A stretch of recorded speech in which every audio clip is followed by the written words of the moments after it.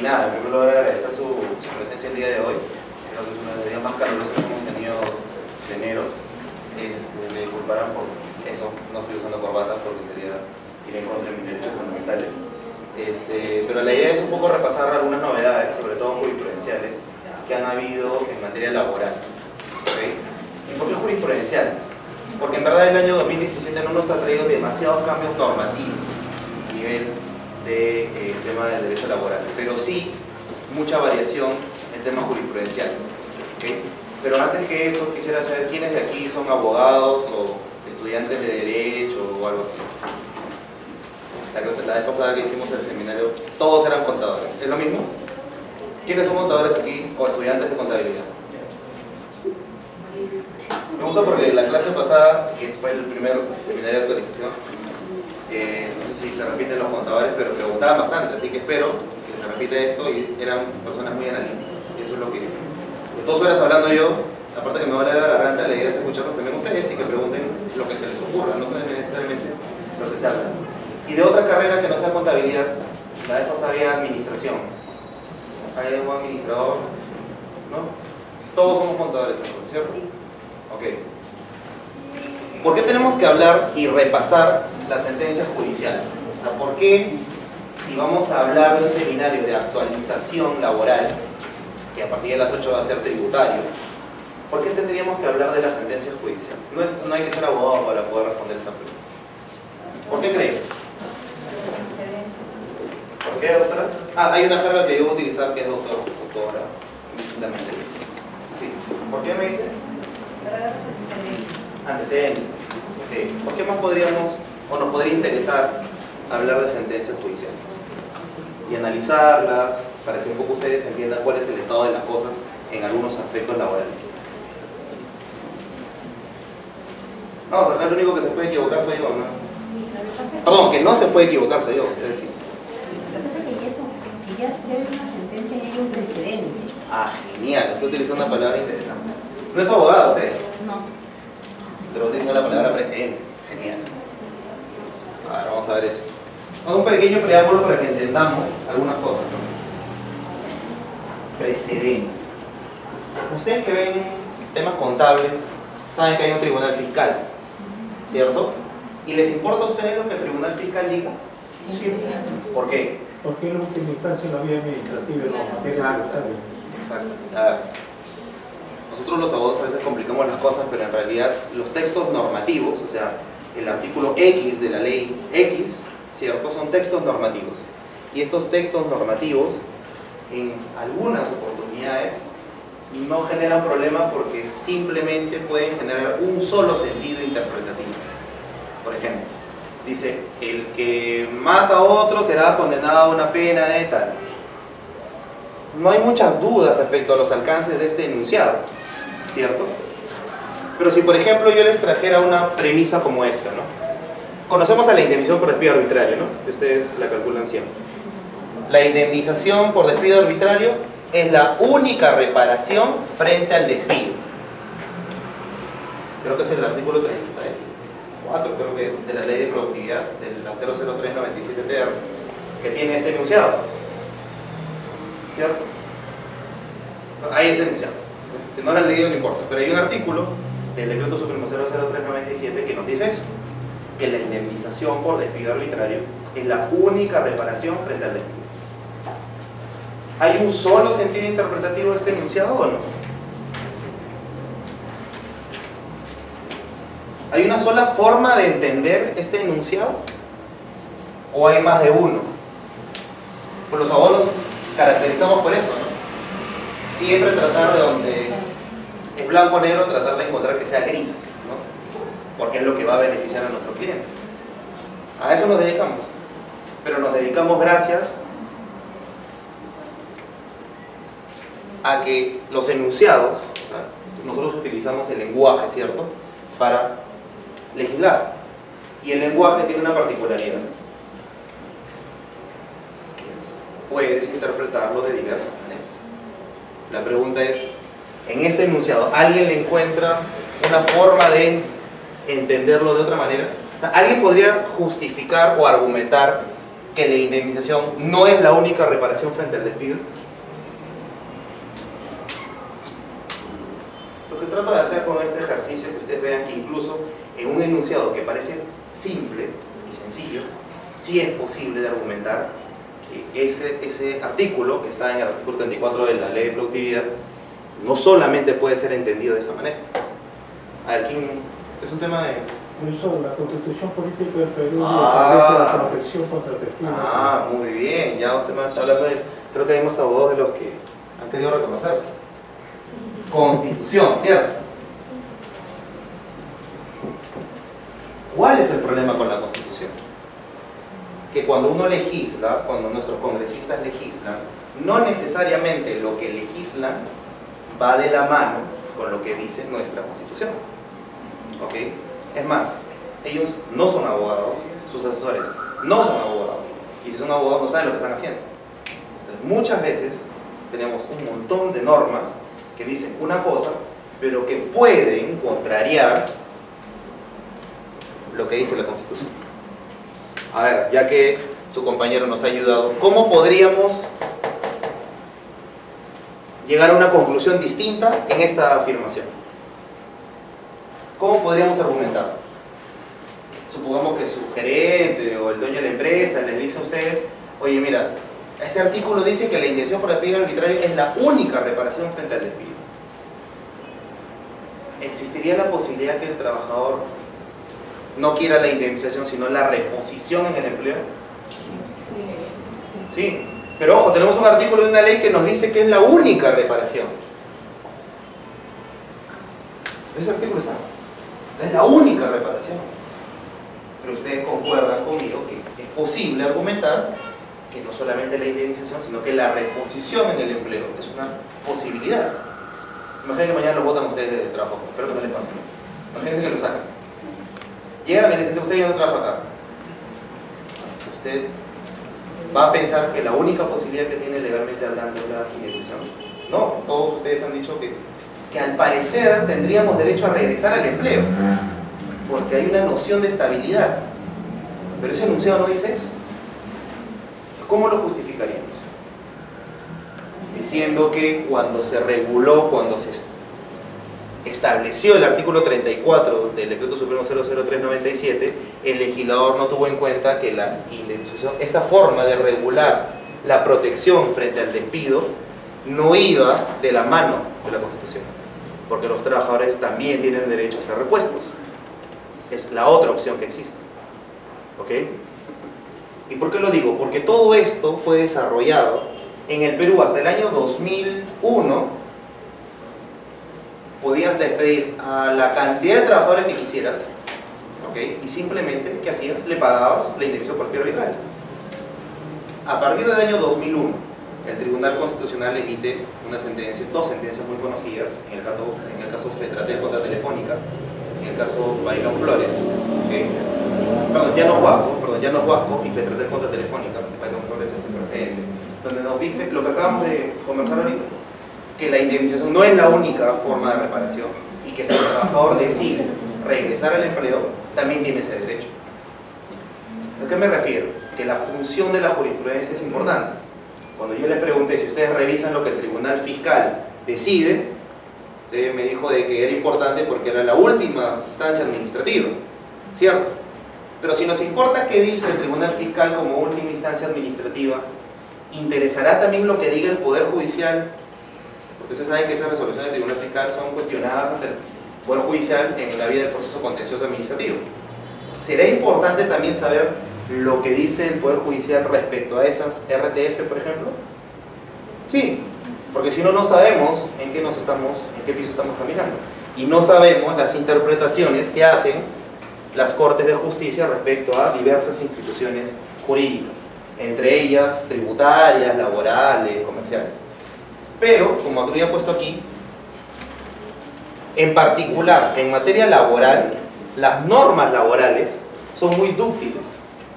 ¿A qué me refiero? Que hoy tenemos una forma de entender algunas normas laborales que con el transcurso del tiempo han ido cambiando. Entonces es muy importante hacer un repaso, no de las modificaciones normativas que han habido en el 2017 a nivel laboral, porque no han habido muchas, pero sí de criterios judiciales que, creo yo, están generando un montón de problemas para las empresas.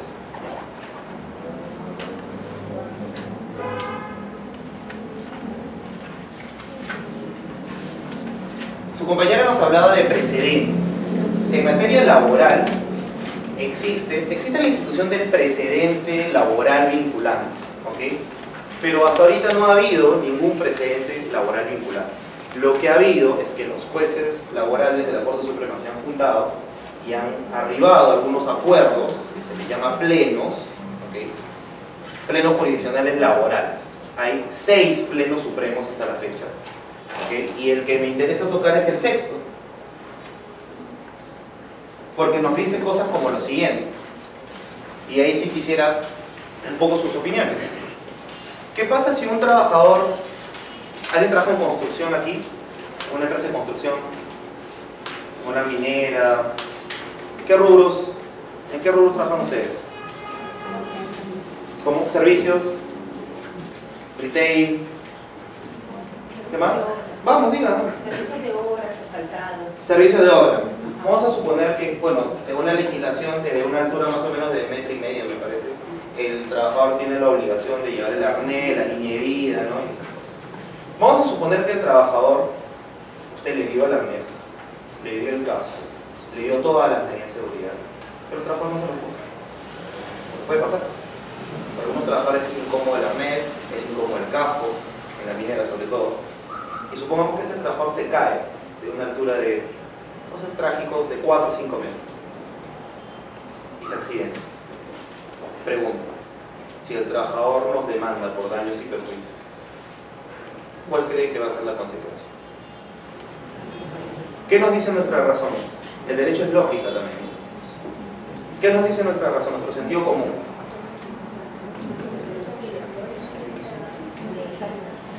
Claro, o sea, el caso es que la empresa le dio los implementos de seguridad, porque si no le dio los implementos de seguridad, pues no hay nada que compensar, ¿no? Ahí no hay discusión, todos estamos de acuerdo que la empresa debe pagar.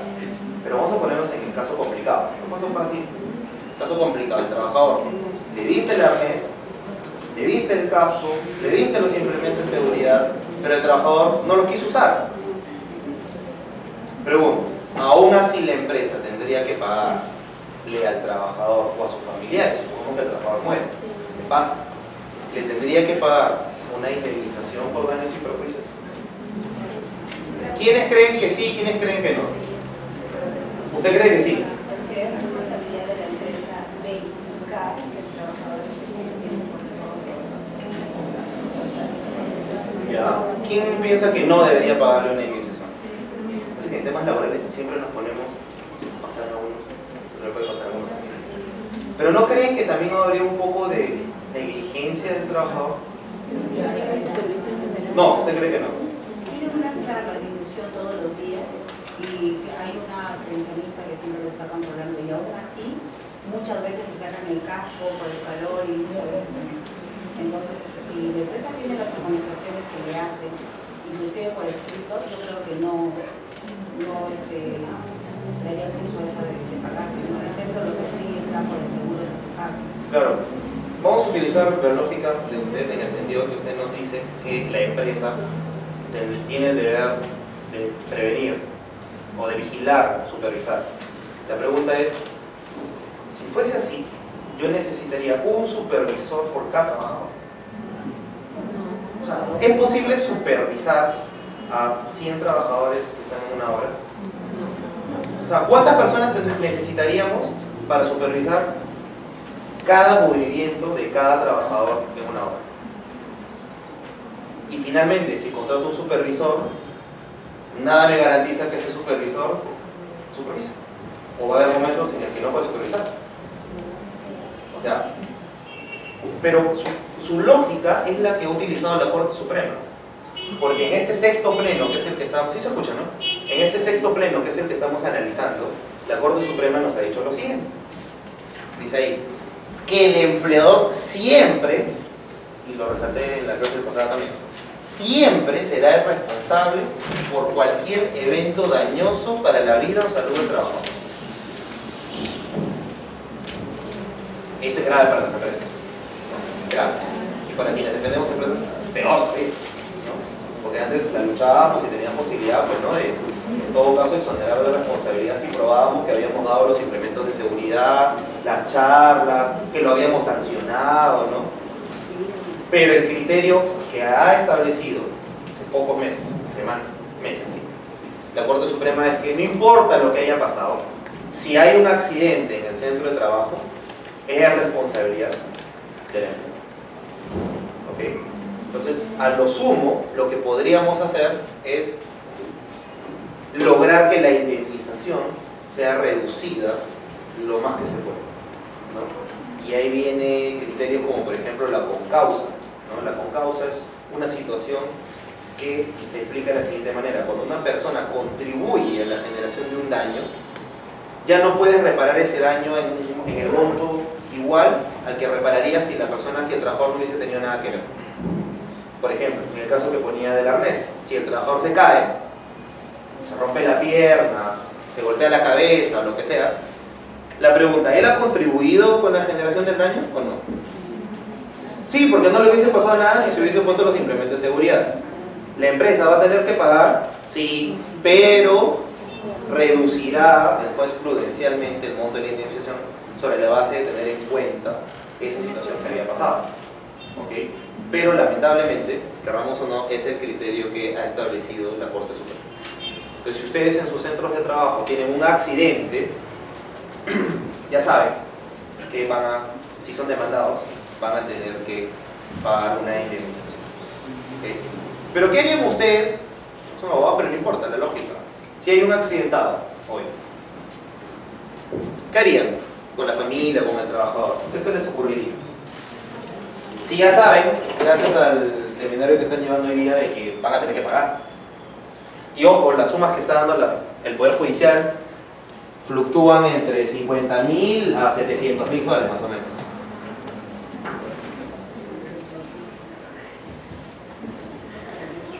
O sea que un accidentado cuesta bastante plata en la empresa. Y si ustedes saben eso, ¿qué harían? ¿O qué recomendarían? Imagínense, ustedes tienen un accidentado. Vamos a poner no alguien que muere, porque de repente la situación es más complicada. Un trabajador se corta el brazo. Se queda sin un brazo, sin una mano, sin piernas. Dramático los casos. Pero pasa, ¿no? Eso es lo que veo todos los días. Por eso de repente ya no me llama la atención. Sigue tan tranquilo. Tenemos un señor que literal se incendió en un cliente nuestro. Se incendió. Tipo Bonzo, no sé si han visto, ¿no? El señor parecía que estaba caminando, pero en realidad el señor se estaba incendiando y quedó bastante mal, ¿no? Y nos ha demandado millones de soles, ¿no? Lo que hemos dicho al cliente es que hay que tratar de reducir la indemnización lo más que se pueda, ¿no? Pero evidentemente vamos a tener que pagar algo. ¿Pero ustedes qué recomendarían? ¿Qué se les ocurriría? A ver, hay un fracturado, una persona le perdió un dedo, un brazo, una mano. Conciliar. Ajá, conciliar. Pero ojo, un tip que es importante que ustedes tengan en cuenta: cuando concilian, hay que suscribir en puridad una transacción extrajudicial, que así se denomina, una transacción. ¿Pero qué pasó? Les cuento el caso primero, pero luego llegar a lo que les quiero decir. El trabajador pierde las dos piernas, ¿okay? Un accidente gravísimo, pierde las dos piernas, queda postrado en una silla de ruedas. No se le ocurre mejor idea a la empresa que acercarse al señor y a su familia y le dice: mira, ¿sabes qué? Te vamos a poner cable. Era un señor muy humilde, ¿no? Te vamos a poner cable en tu casa, te vamos a dar muebles nuevos, una computadora, vas a trabajar desde tu casa y te vamos a dar una indemnización de 5.000 soles. Y ya con eso cerramos el tema. Ya el señor humilde pues, dijo: ya bueno, lo recibió, suscribió la transacción. Luego ya buscó a los abogados cuando no problemáticos, ¿no? Y le dicen: oye, ¿ustedes qué creen? Ya les pregunto, ¿estos 5.000 soles reparan las dos piernas? De ninguna manera. Entonces, ¿qué le dijeron? Demanda a la empresa, ¿no? Y demándala por millones de soles. Demanda a la empresa y la empresa, en el proceso judicial, hay una situación que se denomina excepción de transacción. O sea, tú ya no me puedes venir a demandar este tema porque yo ya lo arreglé contigo, ¿ok? Entonces la empresa excepciona. preliminarmente le dan la razón y el juez dice, sí, efectivamente, ya no se puede discutir este tema porque ya hay un documento donde tú has recibido los 5.000 soles, diste todo por zanjado, está todo genial. Pero va a la segunda instancia, se revoca la sentencia y te dicen, oye, no, estos 5.000 soles son ridículos al daño que se ha generado. El tema es que llega a la Corte Suprema y la Corte Suprema tiene un pronunciamiento bien interesante donde dice que cuando hagamos esta transacción o conciliación o cualquier mecanismo de arreglo con el trabajador, no hagamos o no le demos a los trabajadores una suma ridícula, ni ínfima, ni vejatoria, o como quieran llamarlo, porque creo que todos coincidimos en que 5.000 soles por 2 piernas, creo que si nosotros nos pasara y nos dan 5.000 soles, o sea, definitivamente no, de nadie vale 5.000 soles por pierna. Entonces, el tema es que si vamos a llegar a suscribir un documento para arreglar el tema, tratemos que sea un monto que frente al Poder Judicial pueda ser sustentable o razonable, ¿no? Y además describamos cada uno de los montos, porque ese fue otro tema. Yo te doy la plata, pero no te digo qué estoy reparando. Daño moral, daño al proyecto de vida, lucro cesante, daño emergente. Hay que describir por qué conceptos, por ejemplo, si el trabajador le doy 100.000 soles, 25.000 soles son de daño moral, o sea, por los sentimientos, ¿no?, que te han afectado, la tristeza y todo eso. Daño al proyecto de vida, no, es que si yo hubiese seguido trabajando, hubiese llegado a ser ingeniero, ¿no?, hoy soy capaz, ya, al proyecto de vida, 25.000 soles. Pero he dejado de percibir mis remuneraciones porque ya no podré trabajar, ya, por lucro cesante. Pero he gastado en medicinas, ¿no?, y en la silla de ruedas y todo lo demás, 25.000 soles. ¿Okay? Ese es un tema bien importante, porque a veces si ustedes se asesoran de un abogado que pueden tener seguramente en la empresa y no conoce estos datos, a la empresa le costó bastante dinero, ¿no? Porque en el caso que les cuento, al final mandaron a pagar como 400.000 soles a la empresa. Yo creo que si le hubiesen dado al trabajador 70 o 80.000 soles, el Poder Judicial no hubiese desestimado la excepción de transacción y hubiese dicho, bueno, ya 80.000 soles. Igual es poco, pero con 5.000, ahí sí no hay ninguna duda de que no había nada que discutir, ¿no? Bueno, quería comentarles rápidamente lo del plazo de caducidad. Cuando ustedes despiden trabajadores, ¿a ustedes les encargan de despedir trabajadores o se lo encargan de recursos humanos o al abogado? ¿Quién despide? ¿Ustedes? ¿Quiénes de ustedes despiden? A ver. Pero digan, ¿por qué tienen pena de...? Yo siempre he dicho que el despido es una oportunidad. Claro, es una oportunidad. ¿O no creen que es una oportunidad? Depende, ¿no? Eso siempre les digo para que los trabajadores para que no regresen, ¿no?, cuando les despedimos. Yo siempre digo, oye, es una oportunidad, tú eres joven, tienes otras empresas que te pueden tener. Claro. Pero la pregunta es, cuando despiden un trabajador por la razón que sea, o ya no le renuevan el contrato, ojo, que suena... Nosotros los laboralistas no utilizamos la palabra despedir, sino desvincular, que es un eufemismo, ¿no? Suena bonito, ¿no? El trabajador fue desvinculado, fue despedido en realidad. Ya, a los trabajadores que ya no les renuevan, ustedes saben que los contratos sujetos a modalidad pueden ser desnaturalizados, si es que no tienen una causa objetiva. Entonces, si su contrato, por ejemplo, de obra o servicio específico, supongamos, pero que en verdad no es de obra o servicio porque es lo mismo que hacen siempre ustedes, a lo que se dedican, ese contrato está desnaturalizado. Vamos a suponer que al trabajador ya no le renuevan, que es lo que pasa muchas veces. Claro, el trabajador que dice, ya no me renovaron, me voy, está genial, pero el que busca un asesor le va a decir, oye, tú puedes regresar a la empresa o puedes pedir el pago de la indemnización por despido arbitral. La pregunta es, ¿cuántos días tiene un trabajador para cuestionar su despido? 30 días. Pero ¿cuál era el tema? Que ustedes saben que todos los años se presenta una situación en particular que es la huelga del Poder Judicial. Todos los años tenemos huelgas del Poder Judicial. Entonces, la pregunta era si la paralización de labores por la huelga del Poder Judicial suspendía el plazo de caducidad. ¿A qué me refiero con suspender? Cuando en temas legales hablamos de plazos, vamos a suponer día 1, día 2, día 3, día 4. Cuando yo suspendo un plazo, dejo de contar, pasa la situación que sea, en este caso la huelga. Termina la huelga y me quedé en el día 5, entonces sigo día 6, día 7, día 8, día 9, ¿cierto? Pero hubo un pronunciamiento del Poder Judicial que establecía que la huelga del Poder Judicial no suspendía el plazo, por lo cual el trabajador tenía que interponer su demanda al día siguiente que se había levantado la huelga. Eso para los empleadores fue genial, fabuloso, hicimos fiesta, perfecto. Pero nuevamente la Corte Suprema, en el pleno que estamos analizando, estableció el acuerdo que está ahí, que los días de paralización de los trabajadores deben ser descontados a efectos de computar el plazo de caducidad. O sea, nuevamente en contra de la empresa, ¿no? Ya se vienen algunas buenas noticias para la empresa que les he dejado por ahí. Eso es un poco el criterio que tenemos, que habíamos repasado, ¿no? Que probada la existencia del daño por el trabajador a consecuencia de un accidente, debe atribuirse el mismo al incumplimiento por el empleador de su deber de prevención, que era lo que usted decía.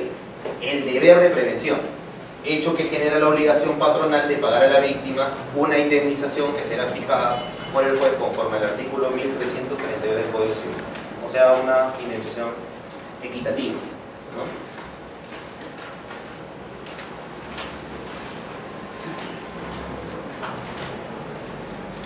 Vamos con el tema de vacaciones primero y de ahí regresamos con las otras. Ustedes le dan vacaciones a sus trabajadores, eso sí lo ven ustedes, ¿cierto? El tema de vacaciones. Imagínense que viene un trabajador y les dice, ¿sabe qué? Señora, señor, doctora, doctor, quiero vacaciones por 3 días. ¿Se las dan? Mínimo 7 días. Ah, este grupo sí sabe, en la vez pasada nadie sabía. Creo que no liquidaban a nadie, ¿no? Claro, mínimo 7 días. ¿Y qué pasa si el trabajador, o qué pasa si usted ya dieron? ¿Qué harían? A nosotros nos tocó analizarlo a profundidad este tema porque tuvimos un trabajador coreano que no se le ocurrió mejor idea que salir en periodos de 6 días. Entonces 6 por 5, 30. Entonces salió 5 periodos de 6 días. ¿Y por qué? Porque él se iba a Corea y le parecía genial irse 5 veces al año, 6 días. Entonces la pregunta que tuvo que responder el Poder Judicial fue: ¿eso son vacaciones? ¿No? ¿Qué fue? ¿Una licencia? ¿Qué fue? El tema es, como bien, menos mal ustedes sí saben, como les digo, el grupo de la semana antepasada, que fue el primer taller de actualización, no lo sabía, era que no podemos dar vacaciones por menos de 7 días. Esos 6 días se considerarán licencia con goce. Por lo tanto, ustedes a sus trabajadores le deberán vacaciones si es que le dieron, porque esos periodos menores a 7 días, o sea 6 días, de 1 a 6 días, no podrán ser computados como vacaciones. O sea, usted le deberá vacaciones al trabajador. ¿Ok? Recomendación de periodos mayores a 7 días, ¿no? Evidentemente eso. Pero ahí venía otro problema. ¿Cómo probamos las vacaciones? ¿Cómo se prueban? Y yo le decía a un trabajador vacaciones. Ya no vino a la empresa. La boleta, ¿qué más? Porque ya no vino a la empresa. Ya no Mejorando. Asistencia. Este grupo está perfecto. Sí, porque he traído un montón de temas adicionales a los que están, porque yo no sé pues si es que van a intervenir, si no intervienen, avanzo, si intervienen, ahí voy viendo. ¿Cómo? Sigan. Fotos del Facebook. Fotos del Facebook. Luego vamos a hablar del Facebook y el despido. Vamos a hablar del Facebook y el despido. Tengan cuidado con lo que ponen en su Facebook. En serio, tengan cuidado. El problema era que, y esa sí es la buena noticia, y esa casación es bien importante para los empleadores. ¿Por qué? Porque hasta antes de esa casación, el Poder Judicial exigía a las empresas que, por ejemplo, un trabajador te demandaba y te decía: no gocé de vacaciones. Y tú le decías: sí gozaste de vacaciones. Y el juez te decía: ¿y cómo estás probando las vacaciones? Acá tengo mi boleta, acá tengo mi planilla, ya bueno, vemos no, planilla y boleta, que es lo que normalmente tienen los empleadores. memorandos, hojas de salida, normalmente los empleadores no lo usan, sobre todo si tienes bastantes trabajadores. Entonces el juez veía eso y decía, a ver, en la boleta dice vacaciones del 1 al 31 de enero, al 30 de enero. No te creo, eso no me prueba que ha salido de vacaciones. No, ¿y cómo le pruebo que si la boleta y la planilla son esencialmente las que prueban las vacaciones? No, pero eso no prueba que ha salido de vacaciones. Tú tienes que probar que salió de vacaciones. ¿Cómo pruebo que salió de vacaciones? Por el contrario, el trabajador tendría que probar que en ese periodo que yo digo que estuvo de vacaciones, que trabajó. ¿Ok? A veces decían, no, pero el control de ingreso. Sabemos todos que el control de ingreso los jueces no le creen porque son hechos por nosotros. Entonces se puede modificar. Eso se modifica. Los jueces no son tontos, pues, ¿no? Sobre todo los laborales no le creen a las empresas. Yo trabajé en el Poder Judicial, he sido asistente juez, he sentenciado y esa es la lógica que tienen los jueces. Cuando yo estoy en un proceso, tengo como enemigos al demandante, al abogado y al juez. Tengo 3 enemigos en cada audiencia. Eso bueno, pues era abogado del Diego. Pero el tema es que con esa casación, fíjese lo que nos dice ahora la Corte Suprema. Corresponde al demandante, al trabajador, la carga de probar que realizó trabajo efectivo en su periodo vacacional, a fin de enervar el mérito probatorio de las planillas y las boletas que la demandada exhibió, documentos que constituyen valor probatorio conforme al artículo 20 del decreto legislativo número 73. ¿Eso qué quiere decir? Que a partir, si tienen una demanda o una reclamación frente a la SUNAFIL o lo que sea, con esa casación podrían defenderse diciendo que, oye, aquí en mis boletas y aquí en las planillas yo tengo que este trabajador sí gozó de vacaciones. Si el trabajador considera que era mentira, porque a veces pasa que nosotros automáticamente ponemos en las boletas que el trabajador, hay empresas que lo hacen así, ¿no? Por ejemplo, te hacen coincidir exactamente en tu boleta que ni bien cumples el año, automáticamente tu boleta sale vacaciones, pero nunca saliste de vacaciones. Bueno, para esos trabajadores lamentablemente van a tener que ir guardando documentos que prueben que durante ese periodo que decía vacaciones trabajó. Muy pocos lo hacen, ¿no? Entonces, bueno, lamentablemente ese criterio sí es bueno para los empleadores, ¿no? No todos son buenas noticias para los empleadores. ¿Alguien tiene alguna duda sobre vacaciones? ¿Alguna pregunta? ¿No? Por ejemplo, en el caso que usted está indicando, ese es el tema de que un trabajador hace la demanda, ¿no? Claro. ¿No? Pero en el caso que llegue su máquina, hace una revisión, ¿no? Y está la boleta de vacaciones, tampoco puede ser un medio probatorio, entonces. Ah, no, sí, no, pero estamos coincidiendo que las boletas y las planillas sí prueban las vacaciones. Claro.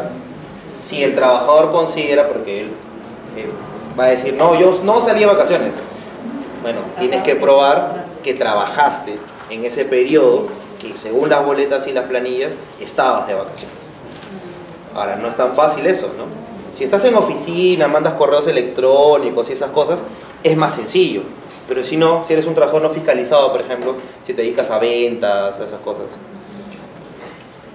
Consejo también por ustedes, no sé. Vayan guardando sus documentos, no sé, que no les dan vacaciones, ¿no? Sí, bueno, vayan guardándolo, ¿no?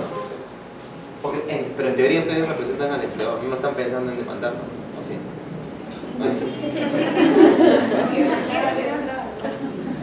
No, la relación de trabajo es como una relación sentimental, ¿no? Mientras dura, eres lo máximo, te quiero, te amo, te adoro, ¿no?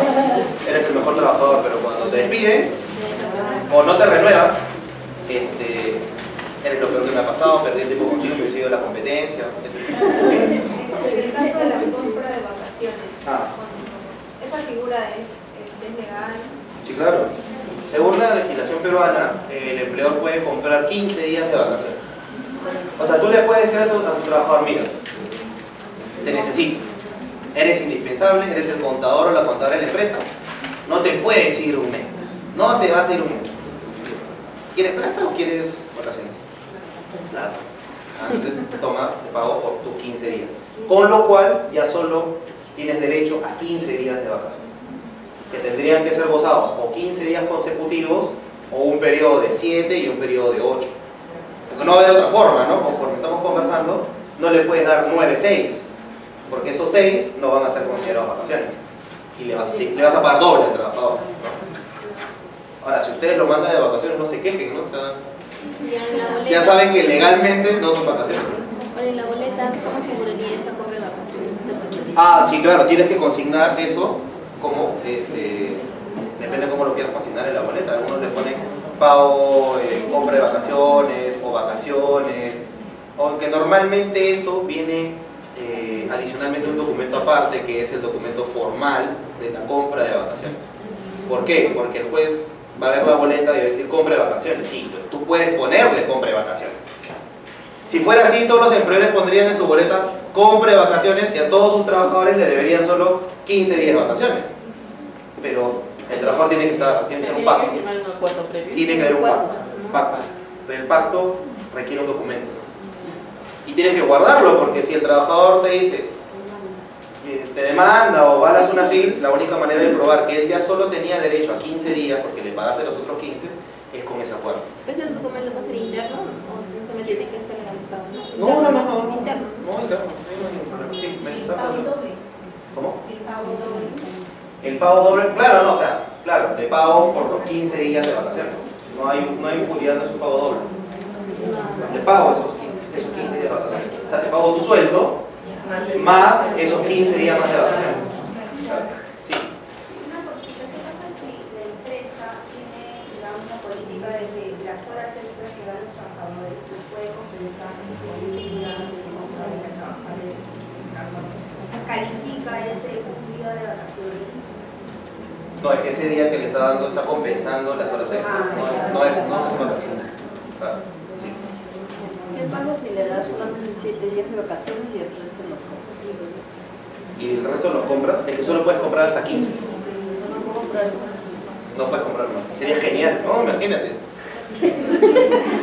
Ya compraríamos todas las vacaciones. Doctor, 9 y 6 días ya pasaron, ya transcurrieron 2 años, entonces de todas maneras hay indemnización vacacional. Claro. Por los 15 días. Sí sabemos eso de la indemnización vacacional, ¿no? O sea, un trabajador adquiere el derecho a 30 días de vacaciones. Estamos hablando del régimen general, ¿no? Porque hay el régimen de la MIPE, que es otra cosa, ¿no? En el régimen general, también muy pocos afortunados están, y si están, sientes afortunados, tenemos 30 días de vacaciones. Digo tenemos, nosotros no tenemos. Hay algo similar que nos dan. Pero es mejor, porque podemos tomar las vacaciones cuando queramos. Entonces tienes 30 días, pero tienes que haber cumplido un año de prestación de servicio en el empleo. Entonces ahí ya ganas el derecho a los 30 días.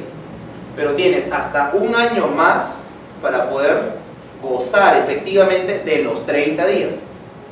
Si no has gozado de esos 30 días, se genera lo que se denomina la triple vacacional.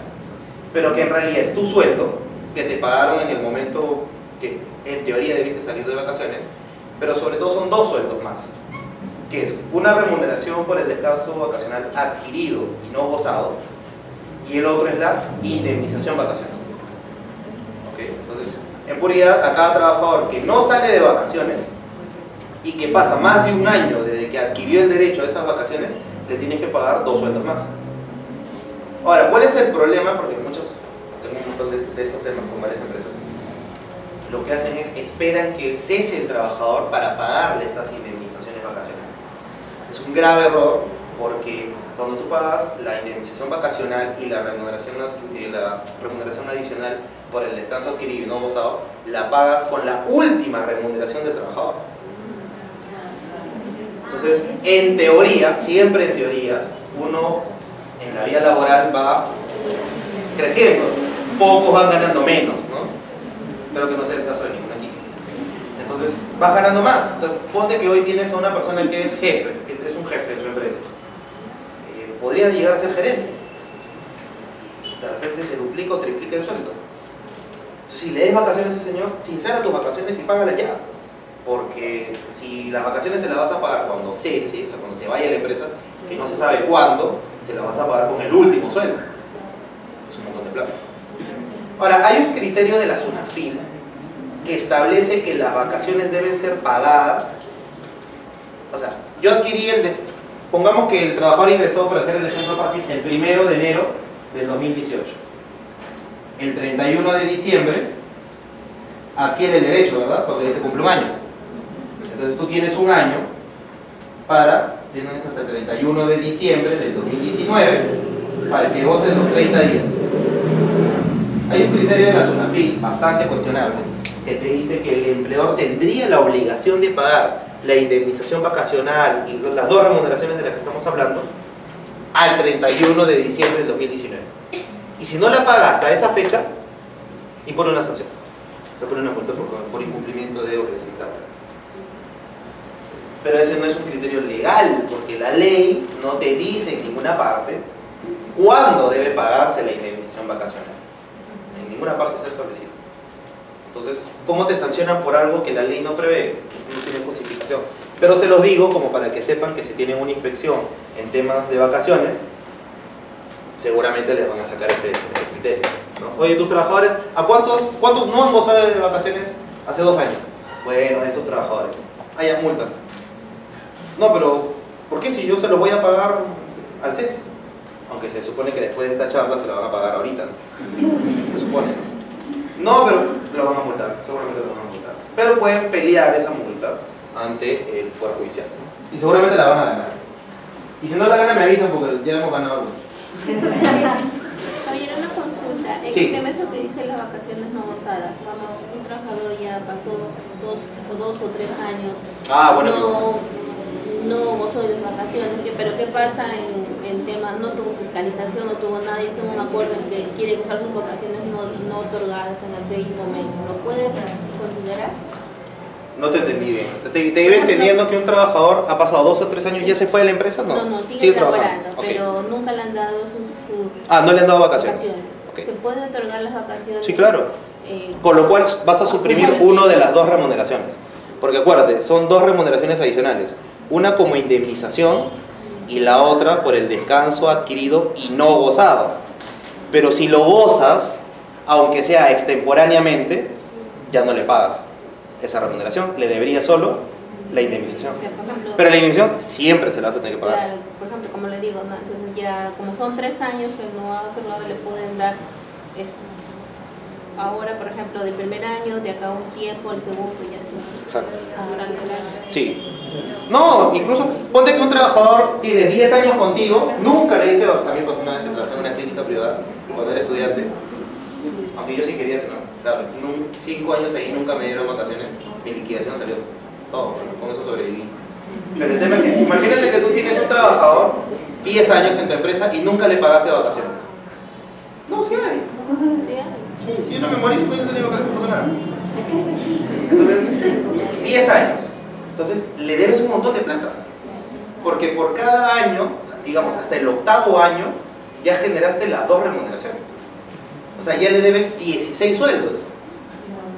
Entonces, una manera de reducir esa deuda sería dándole vacaciones, aunque sea extemporáneamente, pero dándosela. De tal manera que de las 16 remuneraciones, porque serían 2 remuneraciones por cada año. ¿Y por qué 16? Porque sería hasta el 8º, porque el 9º seguramente serían simples, vacaciones simples, y el último periodo trunco, ¿no? Entonces, se la puedes dar, con lo cual reduciría de 16 remuneraciones a 8. Genial, es una buena manera de reducir costos en vacaciones. Doctor, ¿usted me cree que si el trabajador sigue laborando, o sea, todavía... ¿Puede gozar? No, o sea, todavía no le está exigible la indemnización vacacional? No, según la ley no. Según la ley peruana no. No es infracción. No es infracción. Para nosotros, los que defendemos empresas y tenemos una posición sobre el particular, la SUNAFIL dice lo contrario. Pero si el trabajador reclama a la empresa... Ese es un buen caso. Ahí sí tenemos nuestras dudas. Porque ahí, si tú tienes un requerimiento por parte del trabajador, a través de una carta notarial, por ejemplo, que te dice, quiero que me pagues mi indemnización vacacional, ahí viene la duda de si ese requerimiento se puede considerar como un requerimiento de pago, y si es requerimiento exigible. Yo sigo pensando que aún así no, porque la norma es la que te establece, la ley es la que te establece los periodos de pago de todos los beneficios laborales. La CTS se paga en el momento que la ley dice, las gratis se pagan en el momento que la ley dice. La indemnización por despido arbitrario es lo mismo, la indemnización vacacional, ahí sí no lo dice, solamente te dice que cómo la calculas, pero no cuándo la pagas. En verdad, depende de que, como decíamos al inicio, ¿no? Las normas laborales son dúctiles, o sea, pueden dar para ambos lados, dependiendo si ustedes defienden a los trabajadores o son trabajadores, optarán por una posición y si defienden a la empresa, optarán por la que les sea más beneficiosa. Eso es lo bonito del derecho, porque si no sería aburrido esto, ¿no? Todo tan claro, no tendríamos trabajo tampoco. Una pregunta. Sí. ¿Es legal no pagar las horas extras y compensarlas con el descanso? Sí, claro. Sí, se puede compensar, siempre se puede compensar. Pero siempre que sea por escrito. Bueno, se puede compensar. O sea, en verdad, eso no invalida. Si ya descansaste, ya compensaste el tiempo en exceso que... Ahora, yo les pongo un caso que dijo un cliente bien interesante, que es el tema de lo que decíamos de la Constitución. El cliente me llama y me dice: Dante, ¿hay un tope para horas extras? O sea, vamos a suponer que un trabajador en su empresa labora de 8 a 6. Pero el señor necesita dinero y le dice: mira, yo voy a hacer todas las horas extras que mi cuerpo me dé. Entonces dice: yo voy a trabajar de 8 de la mañana a 2 de la mañana. O sea, hace 6, 12, 8 horas extras más diarias, ¿no? Entonces la pregunta es del cliente fue: no, y fue real, ¿eh? ¿Puedo darle esta jornada de trabajo atípica, por cierto, a mi trabajador? O sea, todos los días va a trabajar de 8 de la mañana a 2 de la mañana del día siguiente. De 8 a 6 la jornada, y luego pagaré con la sobretasa correspondiente. ¿Se puede? ¿Usted qué le diría a su cliente? No hay una norma expresa, o donde trabaja, no hay una norma expresa que nos diga que hay un tope. Ojo, no hay ninguna ley, ningún reglamento, no hay nada que nos diga, como en otras legislaciones, que en el Perú hay un tope de horas extras. Con lo cual, se podría entender que el trabajador puede elaborar todas las horas extras que quiera o que pueda. ¿Usted qué cree? Y en el caso de los choferes, porque creo que solamente tienen diariamente solamente pueden conducir. El de los choferes sí es una situación distinta o particular, porque se considera algunas veces como que tienen lapsos de inactividad o intermitencia, que es ellos están excluidos de la jornada máxima de trabajo. Pero antes de analizar el caso que usted propone, quisiera que analicemos primero ¿qué piensan ustedes? A ver, usted mismo, ¿qué piensa? Es antinatural. ¿Es cómo? Antinatural. Antinatural. Siempre los contadores me gusta, bien analítico, más que los abogados. Sí, en serio. Porque yo le pregunté esto a varios de mis colegas, y dicen: no, sí se puede, pero si la ley no lo prohíbe. Oye, ¿y tu lógica? Lo que usted... La salud, ¿cierto? ¿Eso qué quiere decir? Que hay en la Constitución, como veíamos al inicio, algo bien interesante, ¿no? Los derechos. La salud. Hay otra cosa que se llama el libre desenvolvimiento de la personalidad.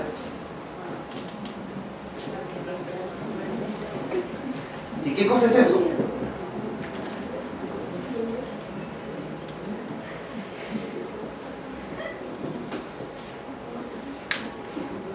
Imagínate que mañana salga una norma que dice que está prohibido que las personas salgan en los parques a pasear a sus perros. ¿Vulnera algún derecho fundamental? ¿Cuál? No hay un derecho fundamental a pasear al perro. Al libre desenvolvimiento de la personalidad.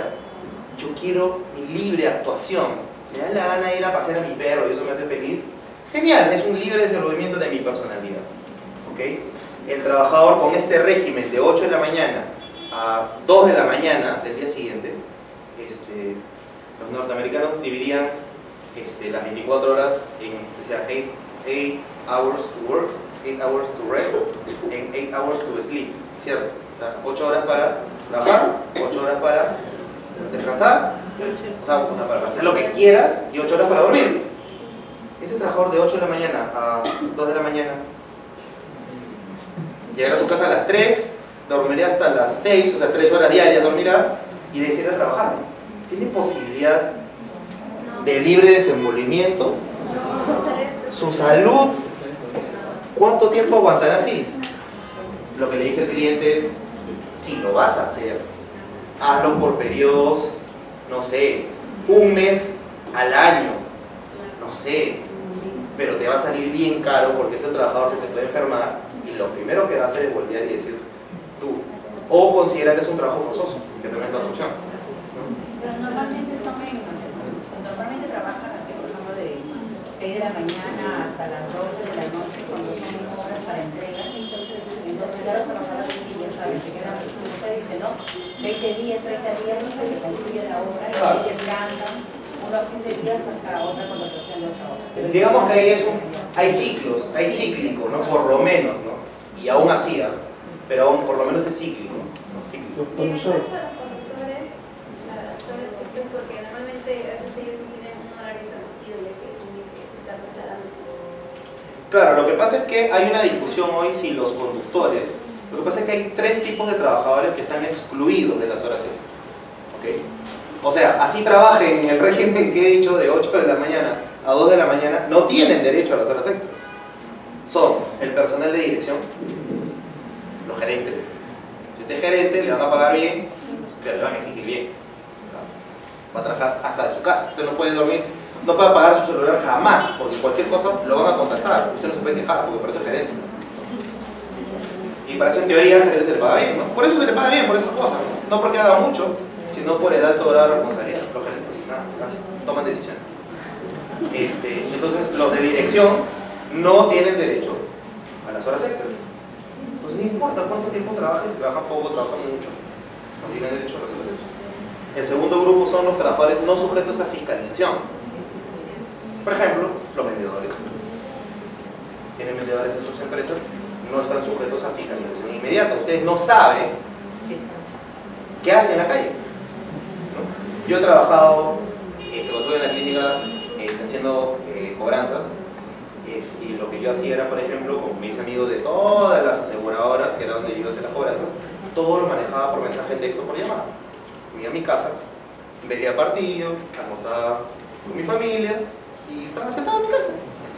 Ya era mi habilidad, ¿no? Porque no necesitaba ir a cada una de las empresas para decir cuándo me van a pagar, todo lo manejaba con el celular. Entonces preguntan, ¿estaba fiscalizado directamente? Porque la empresa no tenía ni idea de lo que hacía. Entonces, si usted tiene trabajadores así, sería injusto que yo diga, no, llego a las 10 de la noche todos los días a la empresa y digo, pucha, qué horrible, qué difícil que estuvo la cobranza hoy, ¿no? Entonces el legislador sabio se pone a pensar y dice, si tú puedes hacer lo que quieras y el empleador no tiene manera de controlarte en tu trabajo, tú tomas tu tiempo, pues no, entonces horas extras no parece muy razonable, ¿no? Y el tercer grupo son lo que se denominan los trabajadores que tienen lapsos de intermitencia o inactividad. Por ejemplo, ustedes en su urbanización, en el departamento, condominio donde viven, tienen guachimanes. ¿Cierto, no? Sí, ya. Ese guachimán, sobre todo en el turno noche, ¿está realmente atento?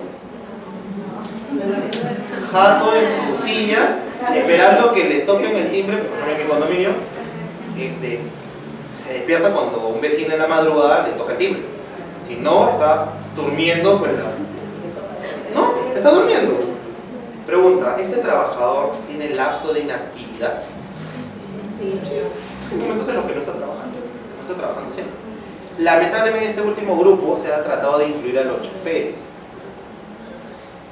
Ahí sí yo tengo mis dudas, porque por ejemplo el chofer de bus interprovincial tiene que estar atento. No deja de conducir en ningún momento. Pero por ejemplo, ellos hacen cambio porque según ley solo pueden conducir 4 horas consecutivas. Entonces, no sé si han ido en alguna agencia de sur, la que sea, siempre llevan 2, ¿no? Y se turnan. Pero por ejemplo, si me voy a Piura son 16 horas. Entonces, los 2 turnos no alcanzan. Entonces, uno conduce 4, el otro conduce 4 y este va durmiendo. Terminan sus 4, lo despiertan, ahora sí sigo trabajando. Pregunta, ¿trabajó 8 horas o trabajó 16?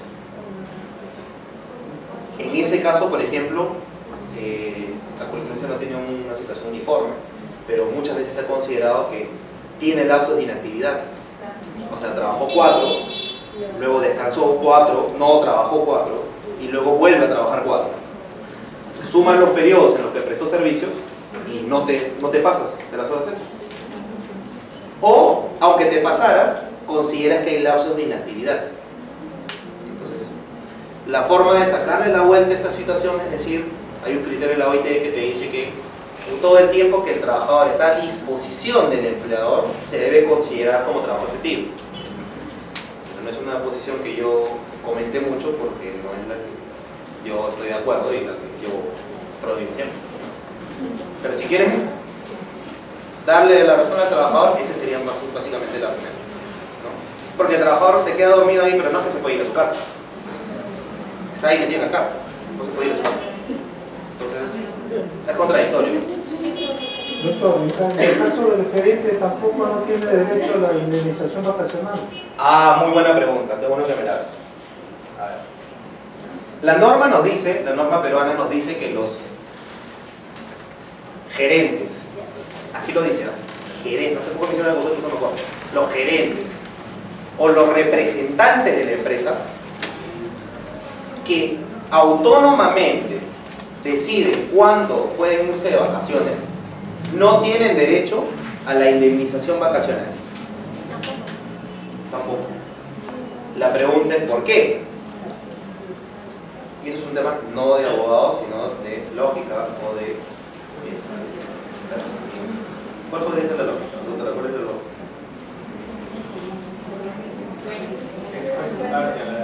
Exactamente. Si tú decides, es lo que se denomina jurídicamente hablando lo de los actos propios, ¿no? Si tú mismo tienes la posibilidad de decidir sin darle cuenta a nadie cuándo te vas de vacaciones y no te fuiste de vacaciones, ¿por qué sancionar al empleador pagándote una indemnización si tú no quisiste salir de vacaciones? Porque tú podías decidir en qué momento salir de vacaciones. La pregunta es, en la realidad, ya saliendo de la ley, en la realidad, en una empresa, ¿quiénes tienen esa posibilidad? Me voy de vacaciones, chao, chao, chao, me voy, chao, nos vemos cada par de semanas, ¿eh? Gracias. ¿Quién? El contador. Voy a estudiar contabilidad. Yo no puedo. A alguien le tengo que avisar. ¿Quién podría ser el gerente general? Eso no le cuenta a nadie. Y los gerentes. Aunque incluso los gerentes, depende, ¿ah? El gerente de recursos humanos se puede mandar a mudar así en un momento. Difícil, ¿no? De repente el gerente de contabilidad o el de tesorería podría ser más manejable. Pero siempre y cuando no coincida con días de pago o esos temas que pueden pasar. No pagas a proveedores, no pagas, se va todo el demonio.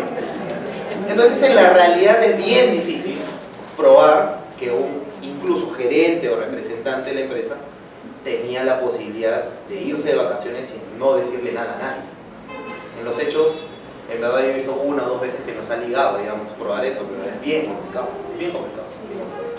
Solo si es gerente general me parece que es razonable.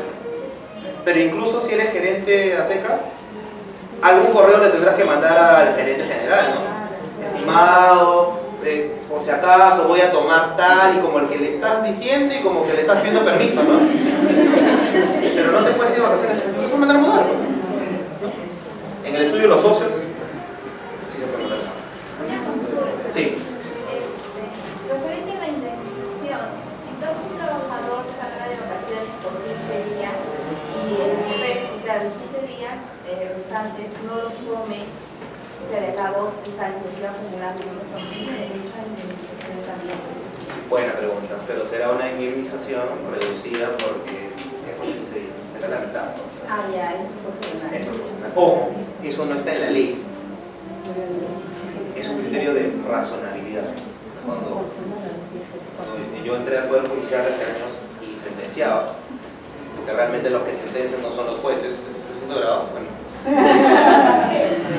He visto que los que sentencian no son los jueces, sino los asistentes, creo.